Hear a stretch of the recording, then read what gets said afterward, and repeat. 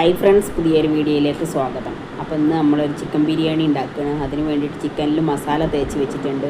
എന്നിട്ടൊരു ചട്ടി അടുപ്പത്ത് വെച്ച് അത് ചൂടായി വന്നപ്പോൾ അതിലേക്ക് വെളിച്ചെണ്ണ ഒഴിച്ച് കൊടുത്ത് കറിവേപ്പില ഇട്ട് കൊടുത്ത് ചിക്കൻ ഇട്ട് കൊടുക്കുകയാണ്. അപ്പോൾ ചിക്കനിൽ കാശ്മീരി മുളകും പൊടി, ചിക്കൻ മസാല, കോൺഫ്ലവറും കൂടി കൂട്ടിയിട്ട് നന്നായിട്ട് മിക്സ് ചെയ്തതാണ്. അപ്പോൾ നന്നായിട്ട് തന്നെ പൊരിച്ചെടുത്തിട്ടുണ്ട്. ഇനി ഒരു ചെമ്പട്ടി അടുപ്പത്ത് വെച്ച് അതിലേക്ക് ഓയിൽ ഒഴിച്ച് കൊടുക്കുക. എന്നിട്ട് സവാള വെട്ടിയിട്ട് കൊടുക്കുക. എന്നിട്ട് ആവശ്യത്തിന് ഉപ്പ് ചേർത്ത് കൊടുക്കുക.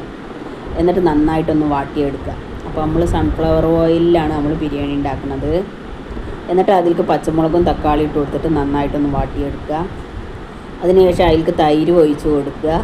പിന്നെ മല്ലിച്ചപ്പ്, പുതിന ചെറുതായിട്ട് കഷ്ണം വെട്ടിയിട്ട് അകത്ത് കൊടുക്കുക. അതിനുശേഷം കുരുമുളക് പൊടി, മഞ്ഞൾപ്പൊടി, ഗരം മസാലപ്പൊടി, ചിക്കൻ മസാലപ്പൊടി എല്ലാം ചേർത്ത് കൊടുക്കുക.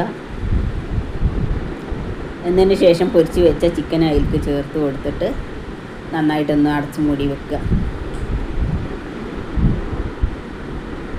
പിന്നെ അതിലേക്ക് കുറച്ച് ചെറുനാരങ്ങൻ്റെ നീരും കൂടി ചേർത്ത് കൊടുക്കണം.